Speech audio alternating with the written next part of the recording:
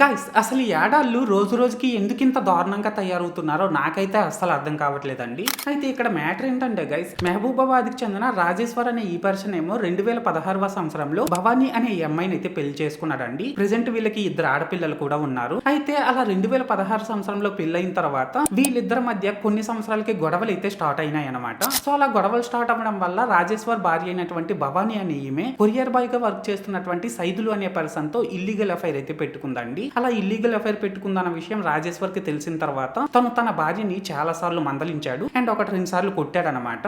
So అలా కొట్టడం వల్ల భవానీ ఏం చేసింది అనేసి అంటే వెంటనే తన బాయ్ ఫ్రెండ్ సైదులకు కాల్ చేసి మన విషయం నా భర్తకు తెలిసిపోయింది, నువ్వు వెంటనే అతన్ని చంపే, లేదనేసి అంటే నేను చచ్చిపోతాను అని బెదిరించిందండి. అలా బెదిరించడం మాత్రమే కాకుండా రాజేశ్వర్ బయటకు వెళ్ళిన ప్రతిసారి కూడా భవానీ సైదులకు మెసేజెస్ పెట్టేదనమాట. అంటే ఇప్పుడే నా భర్త బయటకు వెళ్ళాడు, నువ్వు అతన్ని యాక్సిడెంట్ చేపించేసి చంపే అని అయితే మెసేజెస్ పెట్టేదనమాట. ఇదిగోండి ఇక్కడ మీరు చూడొచ్చు, స్క్రీన్ షాట్స్ అన్ని కూడా చాలా క్లియర్ గా కనిపిస్తున్నాయి. అయితే ఇలా మెసేజెస్ పెట్టి ఇదంతా జరిగిన తర్వాత ఈ ఆగస్టు 6వ తేదీన రాజేశ్వర్ ఏమో ఈ మెసేజెస్ ని చూసి వీటిని స్క్రీన్ షాట్స్ తీసుకుని వెంటనే పోలీస్ స్టేషన్ కి వెళ్లి సైదులు పైన తన భార్య భవానీ పైన కంప్లైంట్ అయితే ఇచ్చాడండి.